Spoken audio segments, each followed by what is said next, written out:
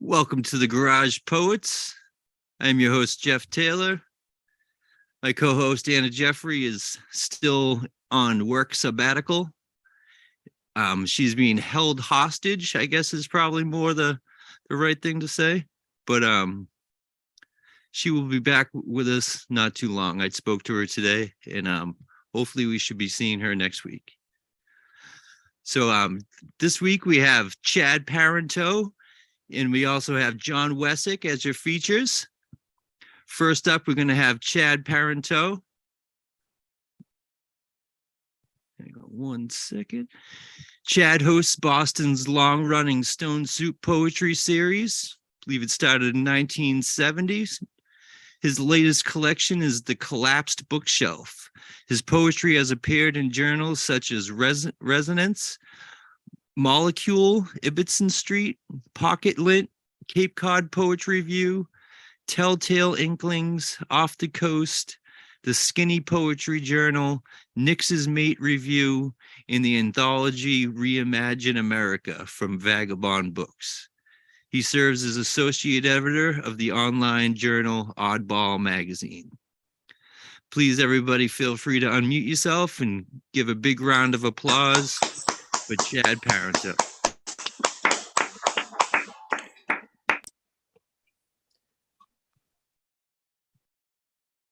Thank you, Jeff. And God, whether I'm the host or the participant or the feature, I never remember to unmute myself.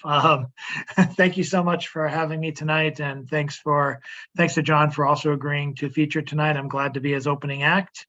Definitely buy his book. Buy my book first, but buy his book as well. I am a long working poet. I've been doing this ever since I moved, before I moved to Boston as a college student at Framingham State, but I've been doing it as a quote unquote serious poet when I moved to Boston back in 1995, first moving in the South End, one of the last people who was making $300 a week at Starbucks to be able to get an apartment in the South End. That did not last long, but it was amazing while it lasted. And I've been all around Boston, still lucky to be here. And arguably the most interesting years I've had were when I couldn't explore this city at all, the years of the pandemic. I have a bunch of work on that. I'll start with a couple of favorites. Jeff mentioned Resonance, which is a poetry journal, poetry and fiction journal dedicated to people of French Canadian descent, which I am. I'm from Woonsocket, Rhode Island. Most people can tell by my accent, which is not really French. I came from a family that kind of had the French beaten out of them because my mom would speak French at houses and they would get thrown out. So in years later, they kind of beat the French out of themselves to begin with. If you asked my parents if my family was French Canadian, they would probably just say they're American. So it's been interesting kind of making that slow journey back to thinking, wait, I have a heritage? I'm someone from somewhere else? It's very interesting. This poem I wrote a few years ago. It's got published in issue number 2 of Resonance. It's called, it's also based on my Catholic upbringing. I have a lot of poems and Jesus just happens to pop into a lot of them. This one's called Station Break. Love is wasted on the beloved, hands firmly nailed into their pockets, their resurrection another laundry day. Yes, I was at your side when you died again. Yes, I held your hand as you left us. What time does the next bus come? They ask over and over aloud why God has forgotten them. God forgot because God is God, with the power to do what we all want, to salve our cockled memories, wipe every dying breath off our necks, return the skin to our knees from every time we tried to break another messianic fall, each time crowing that things would be different. We hope the next Last Supper is our last. We want our bread to taste like bread again. I do a series called Stone Soup Croutons, which is a poem that I make up from impressions, words. Even it doesn't even have to be the poem sometimes. Sometimes someone will have, let's say, a penguin in the background of their Zoom picture, and I'll use that.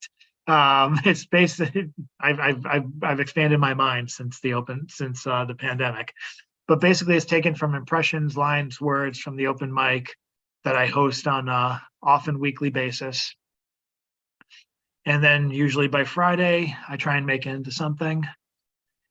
This one came a couple of Easters ago. It's a Stone Soup Crouton poem around the time of Easter. This one's called Things to Do Before Easter Weekend. There are 30 ways to betray the friend that buys you smokes. You just need research. Take a subway train from the city's edge to the horizon of your last stop. Find the train's last resident passenger who is milk and honey mustached from living off everyone's land. They will repeat the phrase, I am an American ghost. I am an American ghost, until everyone sees and hears.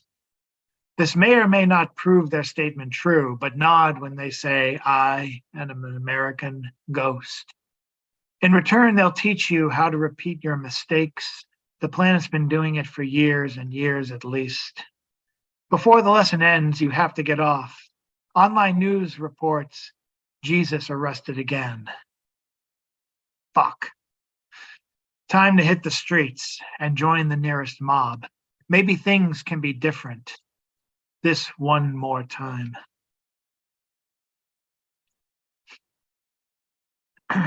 And I'll transition into some pandemic poems. My book, The Collapsed Bookshelf, collects more or less the best of or at least the best of the ones that my editor thought were the best of my first year attempting it. And I didn't do it every week, but then I gave myself a challenge. There was a poet I knew who kept on doing poems like that, just caught impressions from the open mic, and I thought I can do that too. It was almost like a jealous spite. I can do that better. And God help me, that's what I stuck with. And then the pandemic hit, and then eventually we learned about Zoom. And that's when the Stone Soup Crouton started up again. This one was actually published as part of the WBRS website for looking for pandemic work. Someone's called At Home. You neither know who you are nor want to say where you're from, afraid to be sent back to start. They try to deport the elephant in your own room, take blue pencil to face, edit name. You see them draw lines in sand, and your body is their beach. They'd keep quarantined in a kitchen. Drink your despondent smoothie, sans berries. It tastes like Antichrist and gasoline. Your second favorite. Blender in the morning sounds like a school shooting on TV, and you know you're in trouble. The ceiling's too low to fool you into thinking you're looking up and seeing heaven. You sigh in alto, sax drawl. Someone is raising the rent via form letter. All you can do is stay in and wait. One more hepcat without a porch. Your manifesto manifests on your bedroom wall. It beachheads against the window, not corona ready, but otherwise could dismantle debutante balls and plague parties. Put old lovers in different states, never to come back to your mind mid-meditation. You build a bridge, started with no particular other side, no one, no place it can memorialize. Life's become a piping hot panther pie, dangerous to make and likely illegal. Stick to soup, cans of it, smelling of the last heartbreak, the outside dished out. Clouds so depressing you could have painted them, dusted them off with dander. Last patient checks crumbs. Silence speaks loud enough to shake the pillars all X's stand on. You don't need more shadows in a bunker. Someone calls out for a drumbeat from a below balcony. You're not ready for the living, still trying to figure out if reality or dreams have more ghosts now. No way to tell if one can reach God faster indoors or outdoors.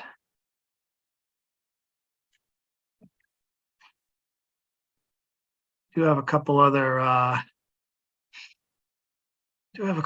people. I made the transition in 2020 along with my girlfriend from apartment in South Boston to a house.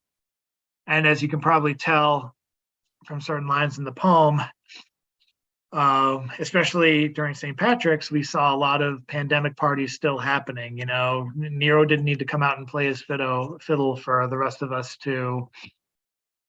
of South Boston to mingle, you know, very dangerously so in a few cases. So a lot of these poems come from that. Pandemic neighbor. Unemployed, plots revenge for desperation made quiet. His rage made finite resource. Doses doled. He takes to dryer lint shield, never clean. Bleeds under fingernails, clean screen of fuzz, then whips it on own back, waits for the day he's free to pursue different prisons. Flogging must be passed to someone.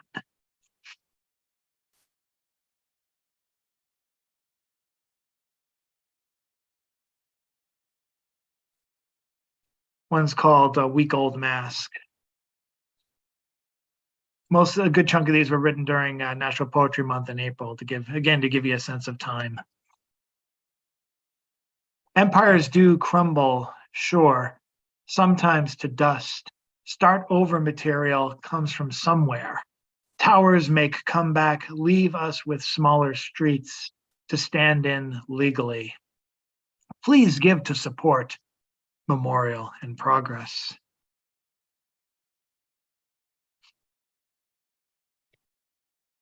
Working misanthrope versus pandemic. They stole my singularity, back to being among, not of. I played, I lost, I want to leave. No ball back, home already here. Hashtag me toos, hashtag never use, both rejoice, tap on my glass bubble. No more I love you, don't touch me's. Hell is other people calling you back.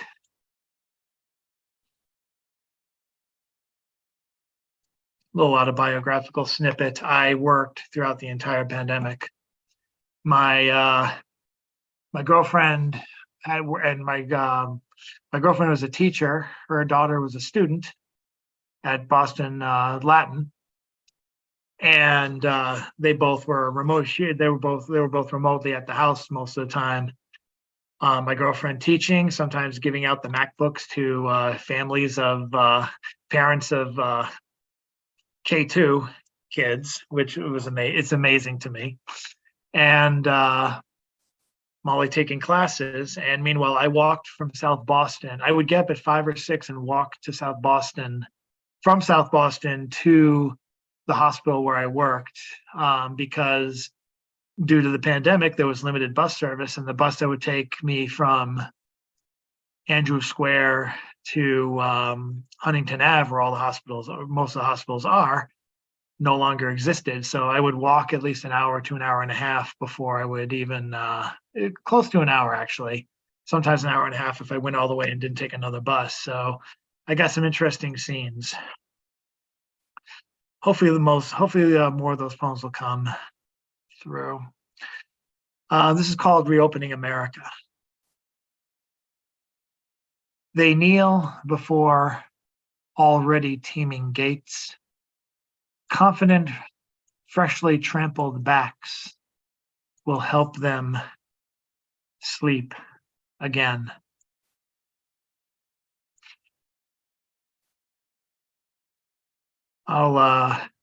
And I do want to read this one. This is kind of backtracking a little bit, and I haven't had my chat window up yet.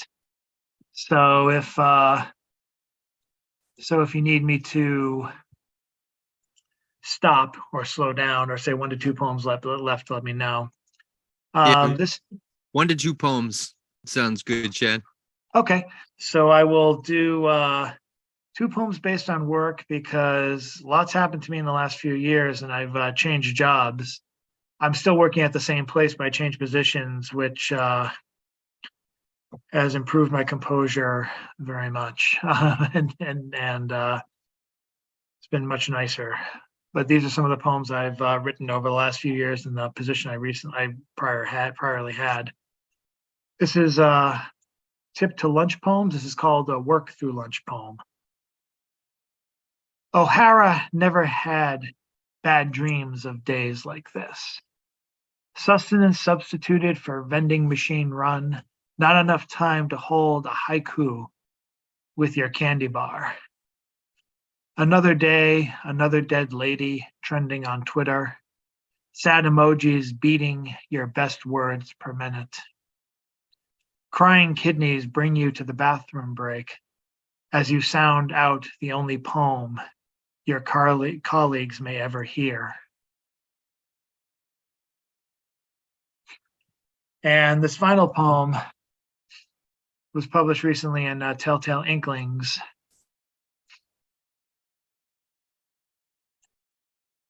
And somewhat exaggerated, but kind of a good descriptor, kind of a good emotional descriptor of what I used to do. This one's called Saint Leon. With ophthalmology's 40, 60, 90 patients, God left us behind. Good luck with free will. Like any cast-off, we made our own savior. Leon was always on the schedule, never around, always canceling last minute due to his own unforgiving stations at various jobs. Come 2:30 or 3 o'clock p.m., we'd sit in shared confession, glad that he gave us time to catch up. We never saw him, and people you don't see make the best myths. We never checked his records. We didn't know his age. Why wouldn't he live forever? The more he never showed himself, the more his legend grew by way of our apocrypha. We gave him the deluxe combo of ptosis, neurological shakes, fused neck, nervous twitch, and incontinence. A wife who thought he'd be more useful dead, like most saints, but still would be at every appointment, always sure to insist we forgot to clean the chin rest when really she stared out in anger while we did. We gave him 12 kids, a rotating staff of Judases behind a mom, pretending to text while filming the photographer's every move, out to make viral anything that looked suspicious. No other holy figure was more powerful in their absence. Saint Leon, I am not ready to receive you today. I'm just not. But only stay away and I shall be healed. The perfect Savior who never returned to judge us. Bless our mercifully absent Father. Praise Leon. Amen. Thank you much. Just in closing, I do have a website that I'll link to that has links to most things about me. I do have 2 full-length books available, the Classic Bookshelf and Discarded Poems. Actually, no, the full-length one is Patron Emeritus, which is actually from an independent bookseller, Foothills Publishing.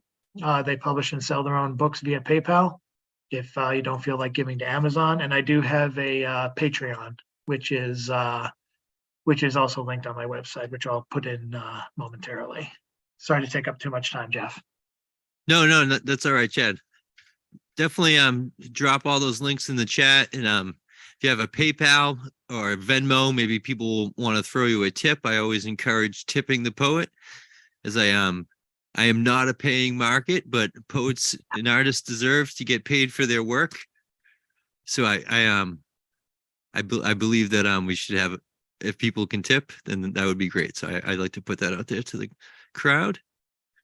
I'll put that in. Thank you. Yeah, thank you, Chad. Hey, something I thought you might be like to see here. That I pulled out from my archives. Is that a Stone Soup cover, or is it like a Stone Soup journal cover, or is that a Carol Weston photo? It's a Carol Weston photo. Mm. Carol, she gave this to me quite a while back. I think like 2010 or something like that. Yeah, that one. I think that we even published that photo in Oddball one year. That's a popular photo. There's not as many good quality photos of him flying around. It's, or at least if they are, they're not digitized yet, and hopefully we can work on that later. For everybody else, that was a picture of Jack Powers. I think looks like from the late 70s, early 80s. He is was the founder of Stone Soup Poetry. That's where me and I got my start going to open mics. He was a big force in the Boston, Cambridge poetry scene for a long time. He passed away in 2010. There's a Stone Soup Poetry blog.blogspot.com where if you just search Jack Powers, you'll see a lot of eulogies from a lot of prominent people, including a couple of children's book authors, fiction author Timothy Gager, and of course a lot of Stone Soup stalwarts. It gives a decent history of Jack, one that hasn't been properly done. But if you look on YouTube, there's also presentations, there's videos of him, and it's a day. It's worth a day spending to find them out. Definitely. Now I'll really shut up. All right, so now we'll slide right into John Wesick. I originally had planned on doing 15 minutes each. I think I didn't do a great job of keeping track of time there. Sorry about that. I hope I'm not pushing everybody too much in the timing issue. But here we'll come up with John Wesick. We'll have him read next. John is a regional editor of the San Diego Poetry Annual. He's published hundreds of poems and stories in journals such as the Atlanta Review, Berkeley Fiction Review, New Verse News, Patterson Literary Review, Pearl, Purine's Fountain, Slipstream, Space and Time, and Tales of the Talisman. His most recent books are The Shaman in the Library, which I have a copy of right here, and The Prague Deception. Please feel free to unmute yourself and give a big round of applause for John Wesick.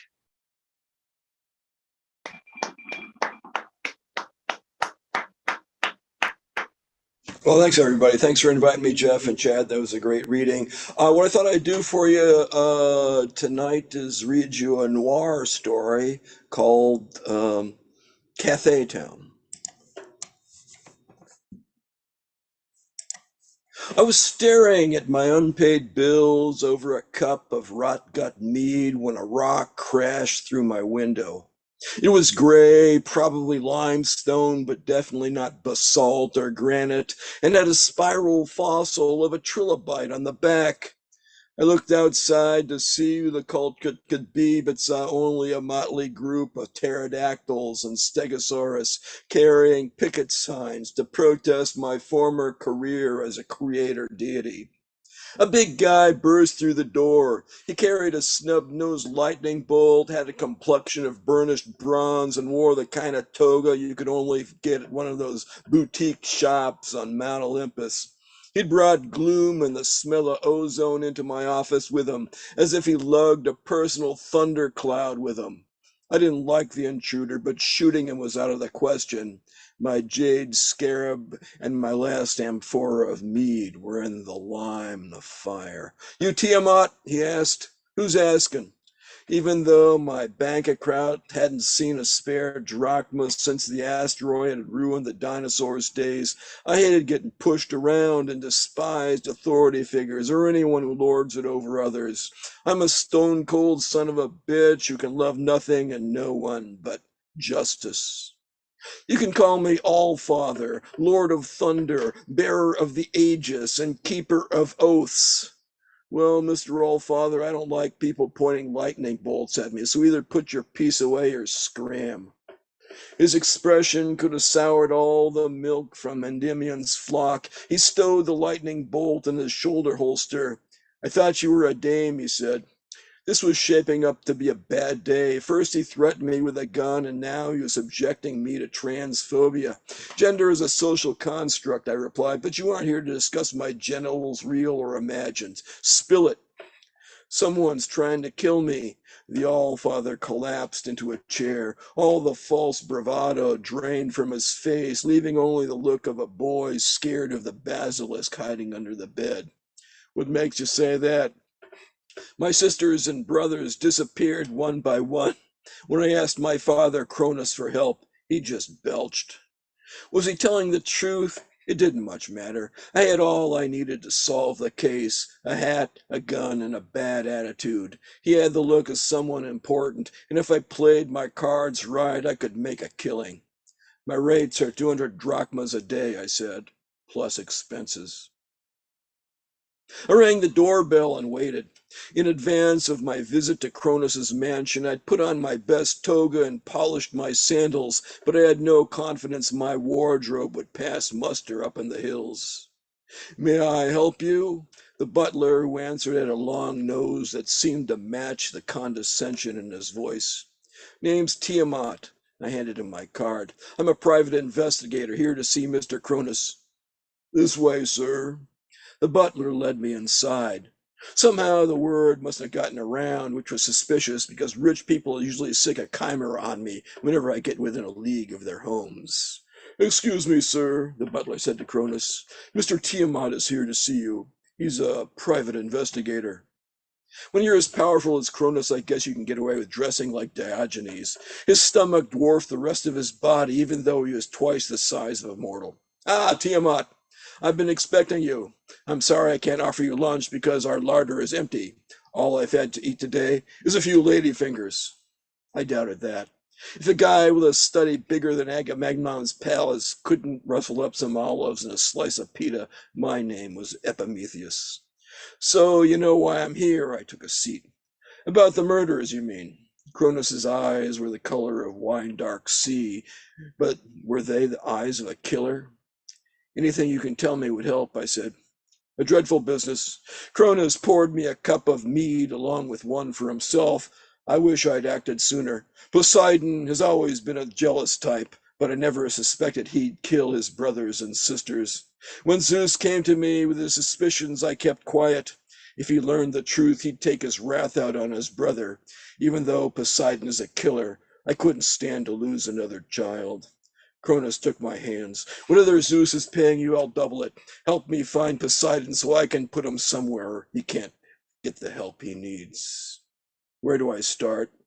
Poseidon used to date a Nereid named Dolores. Cronus stood and walked to the bookshelves. She lives on Alameda Street.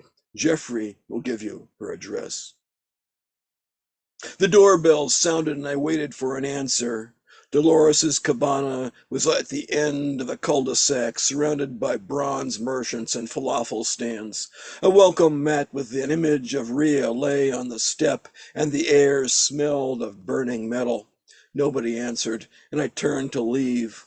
Was she at work or maybe on the lam with Poseidon? On the walk back to my chariot, I approached two guys in wide lapelled togas. The first had big shoulders and a boxer's nose. The second was wiry and had a scar running from his earlobe to the corner of his mouth. I nodded. Before I could react, the gorilla had my arms cinched behind my back. The scarred man flipped open a butterfly gladius and waved the blade in front of my face.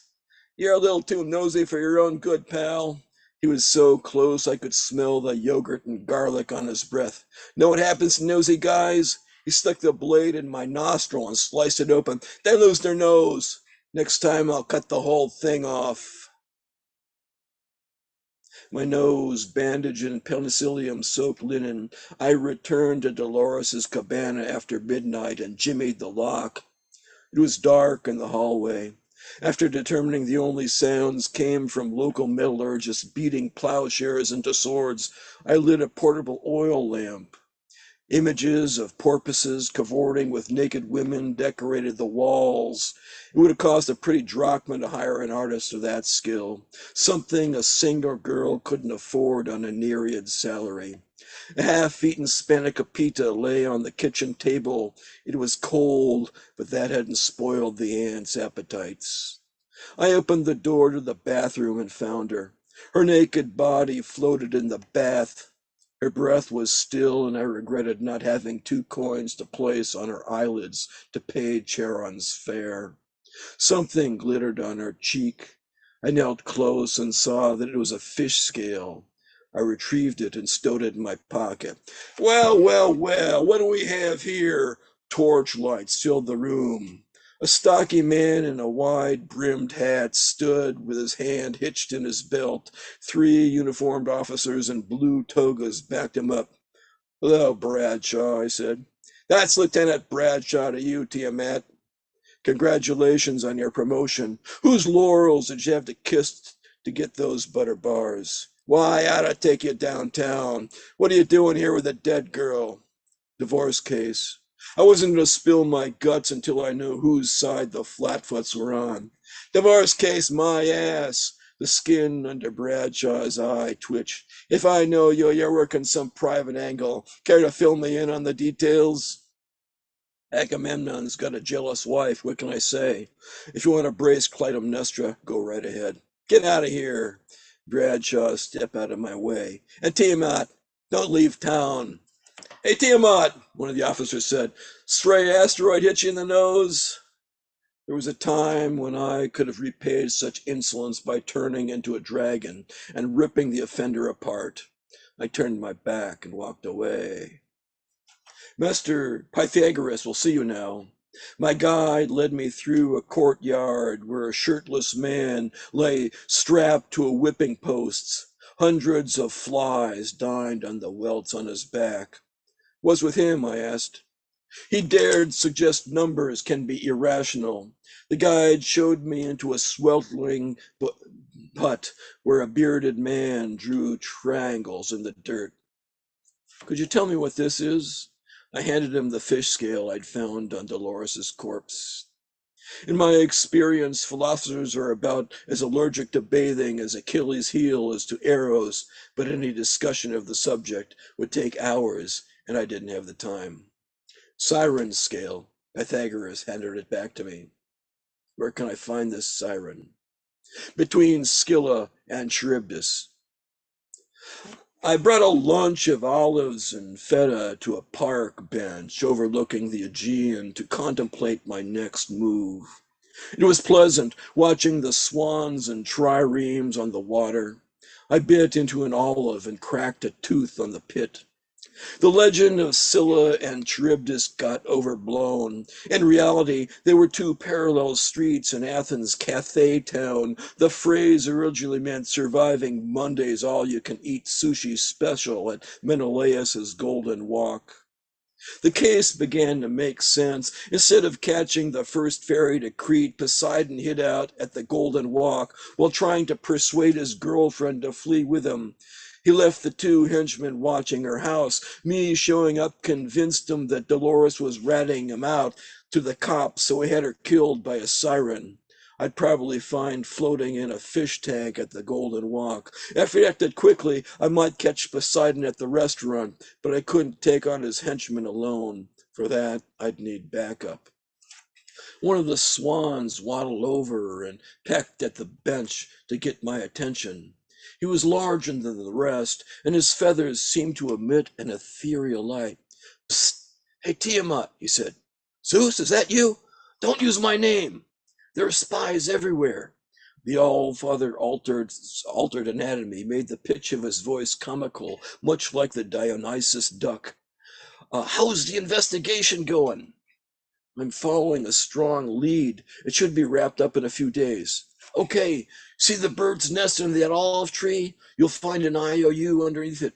The National Bank of Thebes has a no avian policy, so I can't withdraw money from my account. Once things return to normal, I'll pay you in full. Did I have any qualms about taking his father's money too? Not really. The first thing you learn in the private eye game is to take a drachma wherever you can find it.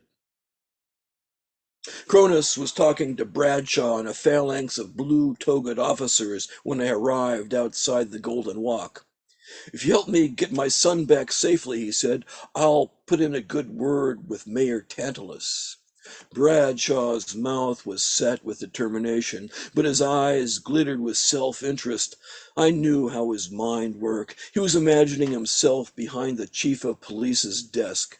How could he lose? He had a dozen officers armed with swords, shields, and javelins.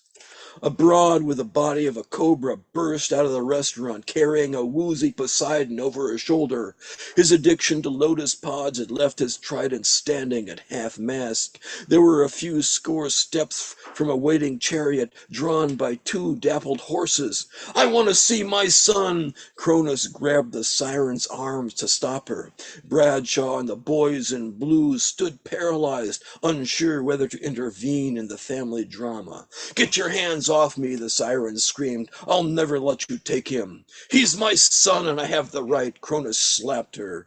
The two struggled until the siren got hold of Poseidon's trident and thrust it into Cronus's shoulder. The sight of a rich god's blood shocked Bradshaw out of his indecision. Stop right there, he shouted. You're under arrest. But the siren didn't stop. She loaded Poseidon into the chariot and snapped the reins over the two horses. For a moment, it looked like she'd make it. Then the boys in blue let fly with their javelins, and a lucky shot sunk between the siren's shoulder blades.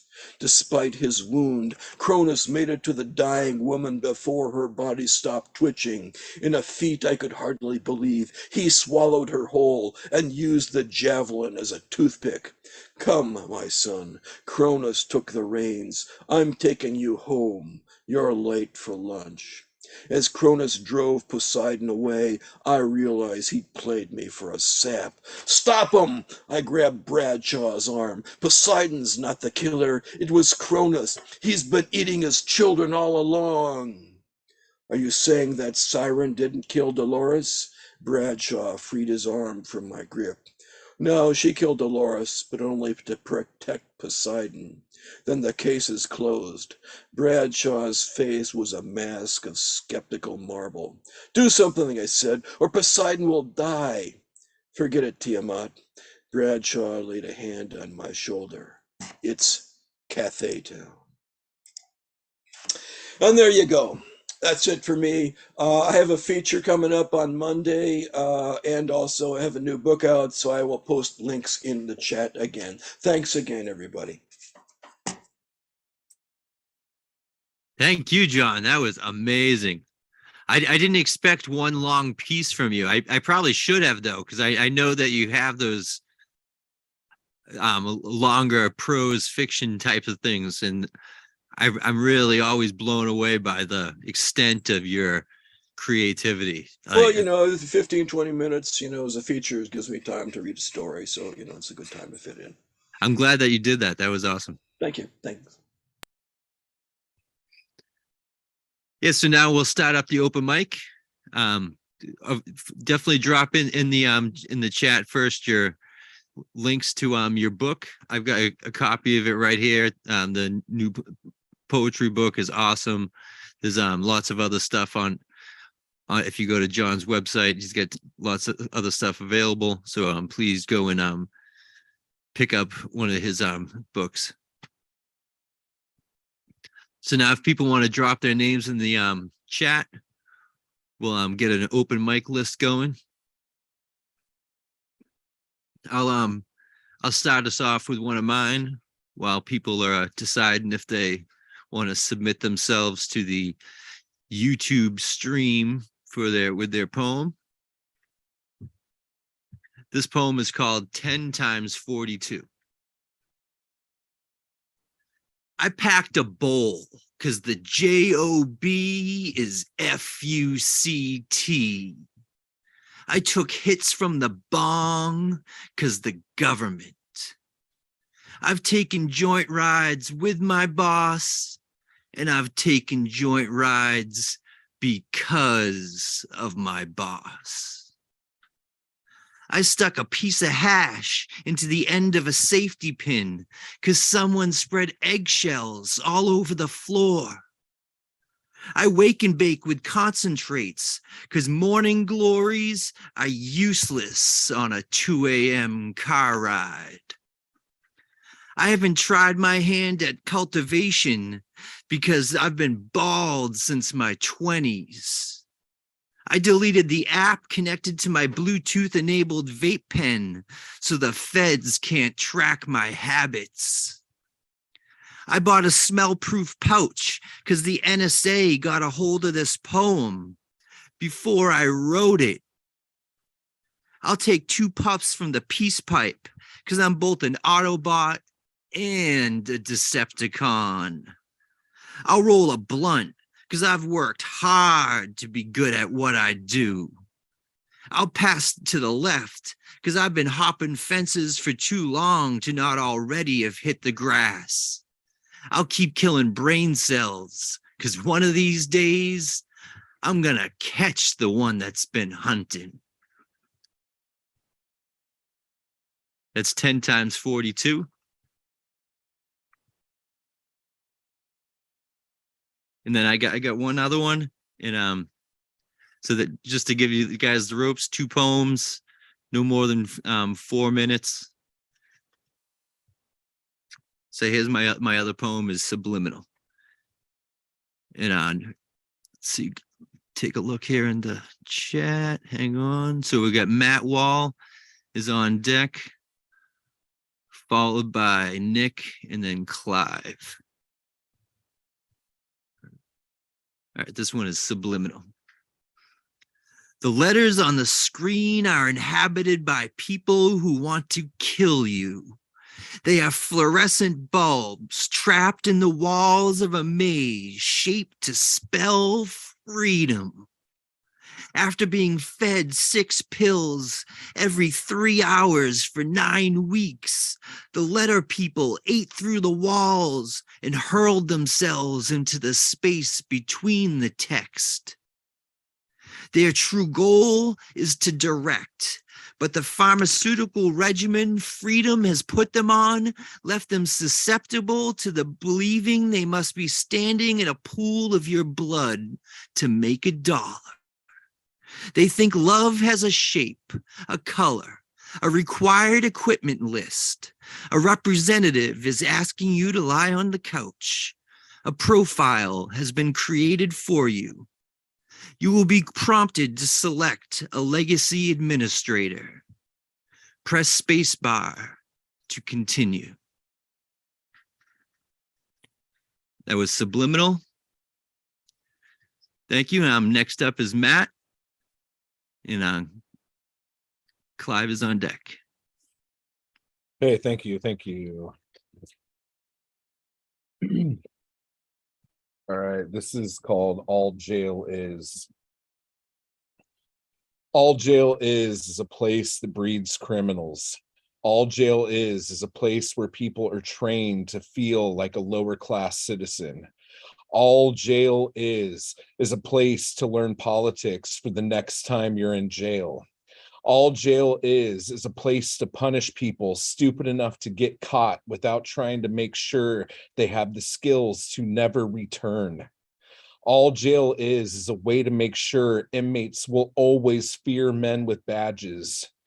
All jail is target practice for those new recruits in their crisp new uniforms, so they will be brave enough in the sight of true fear. All jail is a joke, since when you get out after paying your debt, you still have to pay for that debt with a black mark on your name for the rest of your life till you die. All jail is a place to go back to after you can't get a good job, since that black mark won't fade and crime is the only answer. All jail is a home away from home for the people that society doesn't want in their neighborhoods. All jail is an is an archaic hierarchy that should have been abolished years and years ago. All jail is a repetitive cycle of producing more lifetime criminals. All jail is a repetitive cycle of producing more lifetime criminals. All jail is a repetitive cycle. All jail is. Thank you. And then, Wow, thanks a lot, Matt. Everybody give it up for Matt. thanks. And this is the desk lamp's revenge. In the late afternoon, at my desk to write, flipped the switch on my desk lamp, and out shone from the bulb complete and utter darkness, horribly opaque, no light in it at all. The black beam sounded as if it were crushing the things beneath it. I ran my fingers through it, feeling great pain. I pulled my hand back and grabbed the lamp and swung its beam around the room, creaking, breaking, smashing, shattering sounds, breaking, silence. The wine gnats and flies flew away in a fury. Hurriedly, my dirty, cum-crusted clothes on the floor inched like caterpillars towards the safety of the setting sun. My paintings taped to the walls pulled away from their adhesive and rolled tight from the destruction. Everything was failing. Everything was falling apart. I finally shined its full blackness onto myself, and soon I was compacted, crunched into the vacuum, the absence of light, and became nothing more than a mere idea, a faint memory of something that once was, possibly at some point, somewhere, with some purpose, unfulfilled. So thank you, guys. Thank you, Matt. Yeah. Why don't you drop in the chat where people can find you? I've been watching your YouTube videos and listening to your podcasts, and I've really been enjoying those. So maybe other people probably would like to check those out as well. So should drop that info in the chat. Next up, we have Clive, and then Mark is on deck.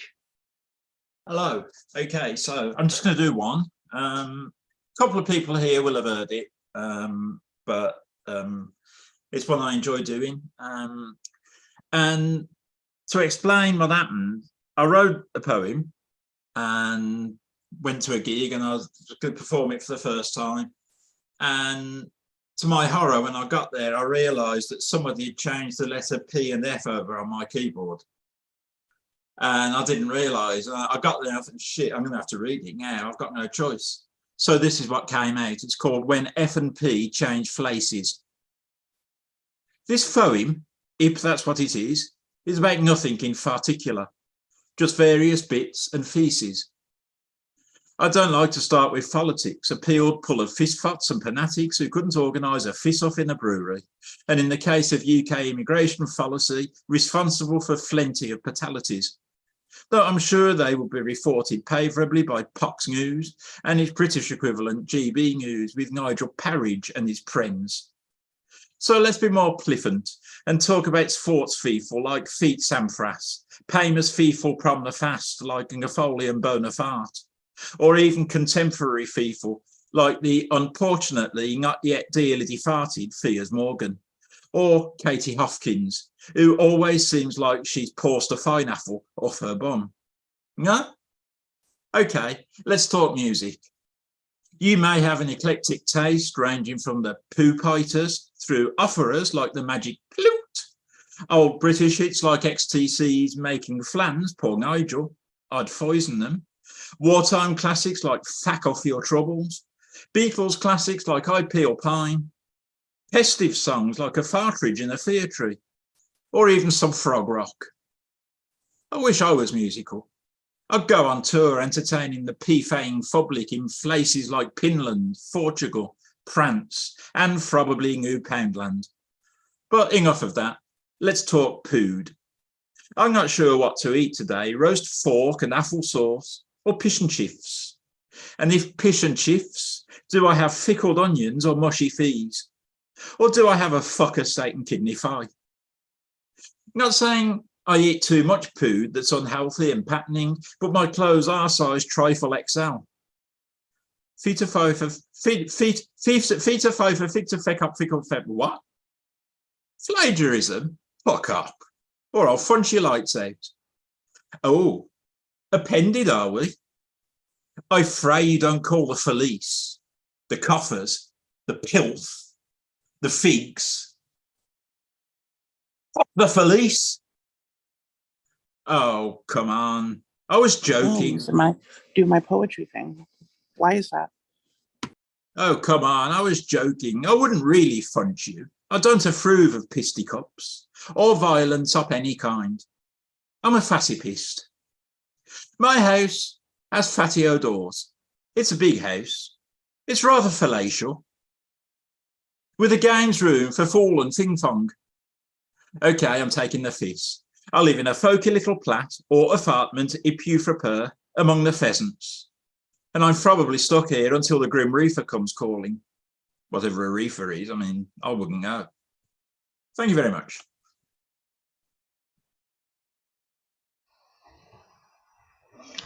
Clive. That was hilarious, Clive. Thank Clive. you. Yeah, Oh, are you a fan of Benny Hill? no. He did a similar thing. It was the two letters missing, but it was Fate Open Carity, and he had a bit like that. It was reminded me of it. No, I think my bigger influence, I'm not a fan of Benny Hill at all. I mean, the one that influences me the most in that respect, I mean, I've got other influences as well, but for that, it's definitely sort of down the Ronnie Barker sort of route. I was a big fan of Ronnie Barker. A lot of my stuff is very much influenced by Monty Python and John Cleese as well, but definitely not Benny Hill. All right, well, you know. Monty Python has always been one of my big favorites. I got every on the Flying Circus, every episode on VHS back when VHS was a thing.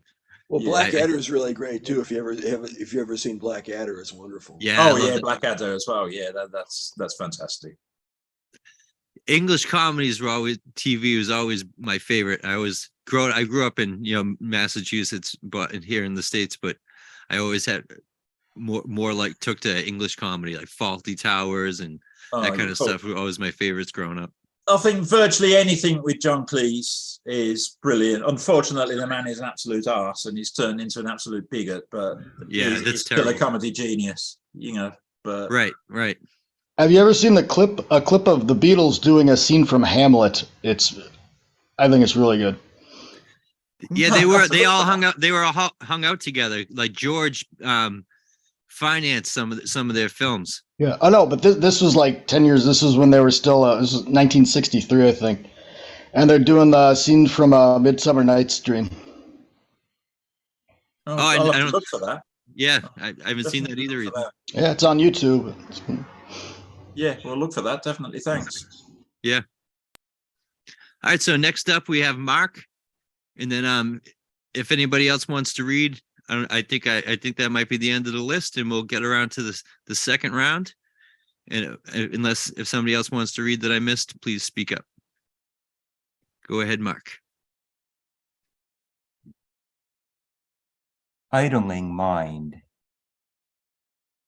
Another cold March morning in North Carolina, in the 20s with a snapping breeze, as if Thanos rubbed two fingers together and all you could feel was your body crumbling into dust. I traversed the length of our apartment walkway, then turned right, passing an idling car waiting for its driver to warm up enough to leave. The pungent aroma of exhaust, the fracturing of my bones. Next thing I know, I am standing next to my grandfather's gray 1961 Chevy Impala with the long flat tail fins. It's idling in the aluminum pole-framed carport next to Grandpa's trailer outside Walnut Grove city limits. Inside, the lingering smells of Grandma's scrambled eggs and flapjacks is slowly consumed by the pot of coffee on the stove, soon to be emptied into thermoses which Grandpa carries to the idling Impala, cradled in one arm. His other arm holds the cooler packed with peanut butter and jelly sandwiches, sodas, and potato chips. Outside, car exhaust congregates, and its odor overwhelms. I've already placed all the poles and tackle boxes in the trunk because for 8-year-old me, that was my job. So it's time to go fishing now. But my impatience dissipates like breath in the cold air with just one frosted glare from Grandpa, who's closing the trunk. Finally, we're all loaded in the Impala and on the short drive to the docks where a rowboat with outboard motor awaits. Yay! At Grandpa's space, between dock and boat, is a used car tire, tied with rope and submerged, its interior filled with sand and the clams he keeps there to go forth and multiply. So there's no stopping at the bait shop and definitely no spending money. While the boat's motor idles, I get to fish out a couple dozen clams from the tire, then dropping them clang, clang into an old coffee can for our day's supply of bait. Unexpectedly, my hand feels clammy. It is the frigid eelskin wallet I'm pulling from my pants pocket as the bus to uptown Charlotte is here. Now, how I got from apartment parking lot to the bus stop, I have no clue. This poem, though, is for the apartment neighbor and his idling car. Thanks for the ride back to my childhood.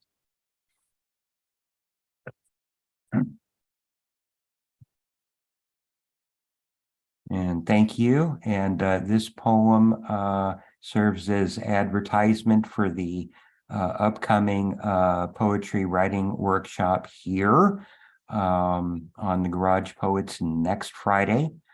Poetry and the Senses. Learn how to make your poems and stories more vivid by using the senses around you. Thank you very much.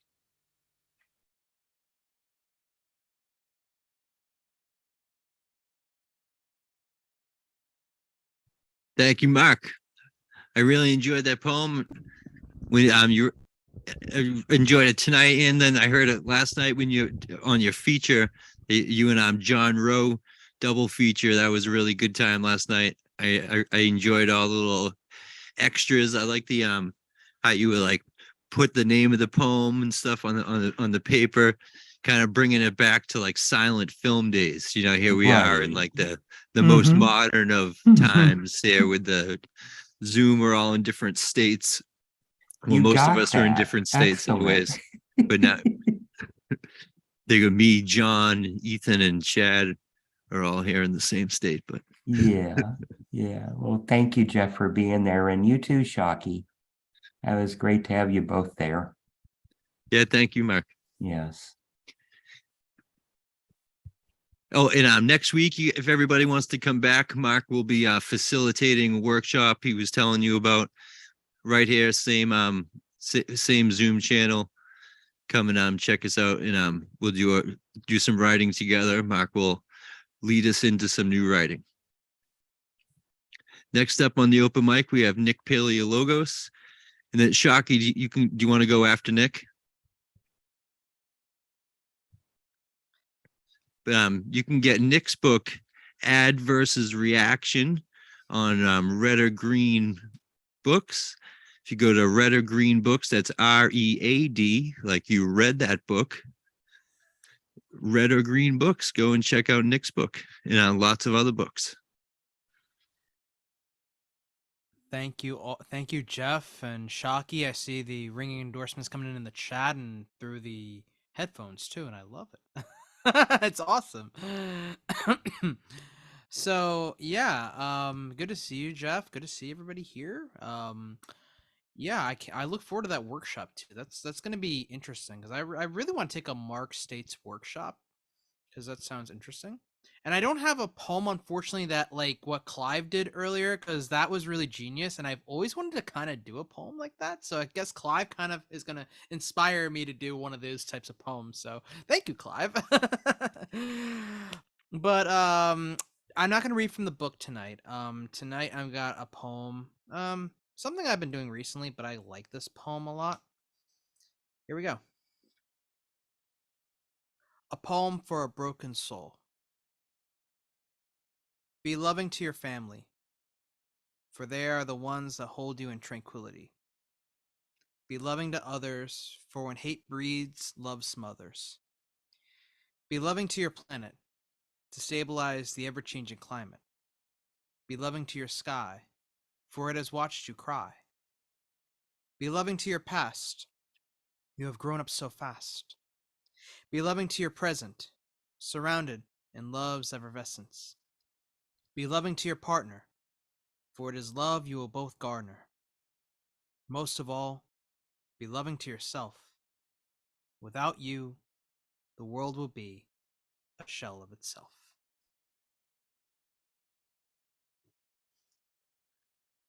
Thank you. Thank you all so much. I'm just opening up my book because, like, well, not my book. This is not my book. This is a notebook right here. I'm trying to see if there's a poem in here that maybe I want to do and everything like that.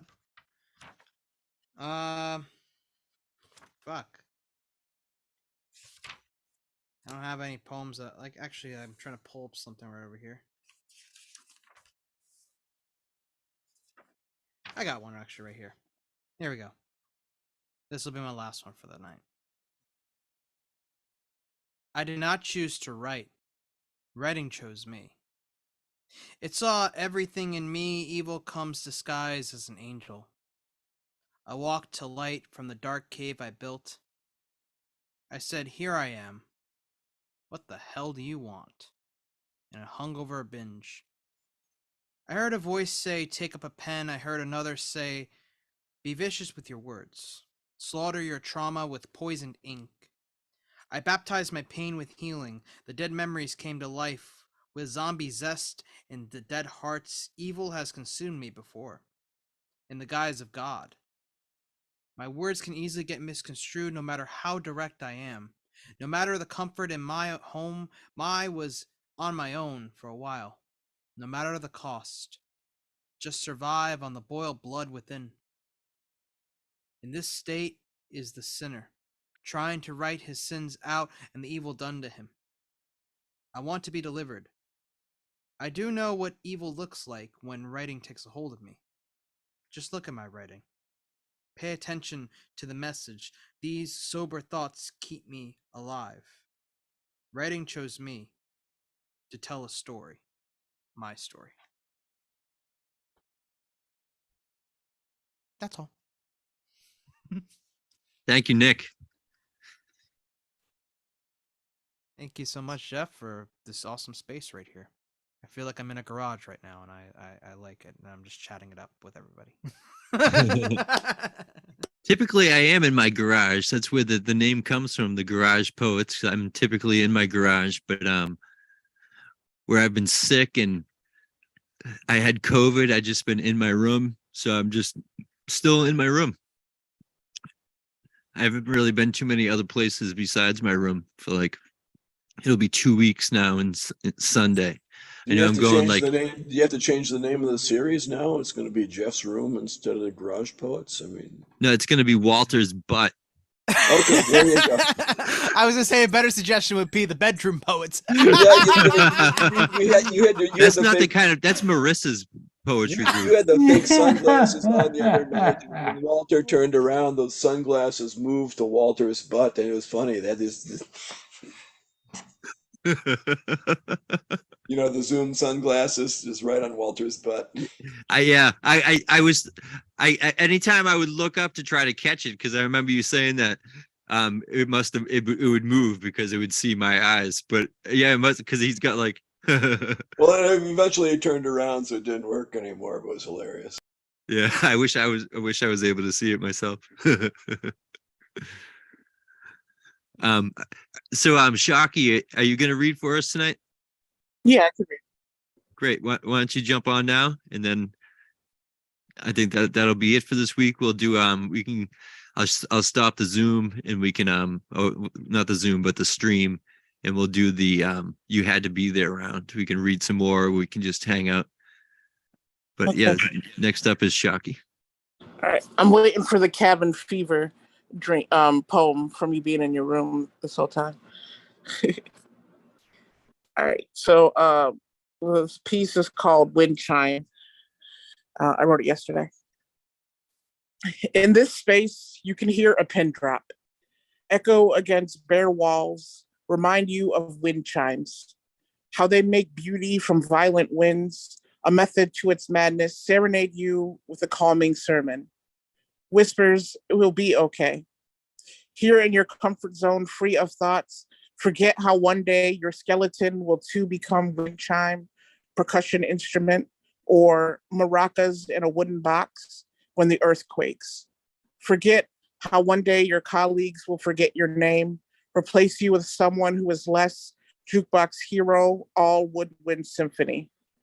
But you remember the here and now, how the space cradles your anxiety, rockabye baby, lays your ego on down feathers, lets you be the person you felt before the trauma ever rang your doorbell, gripping a briefcase of mortality and sold you the dream.